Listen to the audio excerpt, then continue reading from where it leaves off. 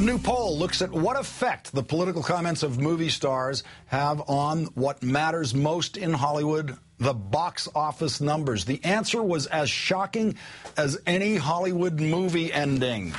Joining me now, Janice Min, editorial director of The Hollywood Reporter, which commissioned the poll. This edition of The Hollywood Reporter is easy to find on newsstands now because there's a picture of a highly recognizable star on that cover. Who is that on that cover?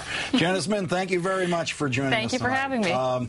Rachel is now a Hollywood star. Yes, she is. Hollywood Reporter. You can't get higher than that. Absolutely not. This poll is fascinating to me. I had no idea that ticket buyers were actually thinking about the politics of the stars, Sean Penn, Michael Moore, others, as they're going up to the box office. Well, the shocking thing to me was just how much, I think it's a result of the political discourse right now in the country. It is so highly charged.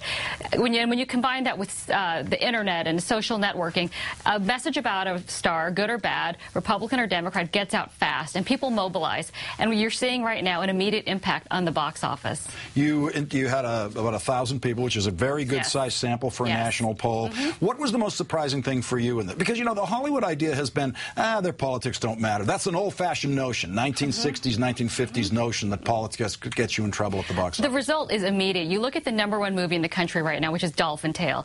So for 2 weeks, it's been #1, but it probably could have made more money, maybe. The day it opened, which, you know, the studio was dying, Morgan Freeman made his remarks about the Tea Party, and he said that he thinks the Tea Party is kind of racist. And all of a sudden, it's on Drudge Report, it's on Facebook, Twitter. People are saying, you know, one of the comments online was, he's on my no pay, no watch list. And immediately, within days, the polling firm that did this for us, Penn Schoen Berlin, they found that I believe around 30% of Republicans, a higher percentage of Tea Partiers said they will not see the movie because of Morgan Freeman. But the funny flip side of this is 42% of liberals said they would go see Dolphin Tale, which was marketed as a family movie, definitely had a more conservative bend. They were marketing it in conservative circles. So that one's a little bit of a wash, but it had an impact. It does. Let's look at what we learned about the stars.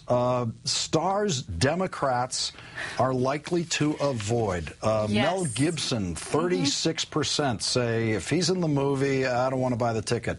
Schwarzenegger, 30% say that's going to turn me away. Tom Cruise, 27%. Kelsey Grammer, 14%. Jon Voight, a very strong conservative Jon Voight, 13% of ticket buyers say, that makes me uncomfortable. Let's go to the other side.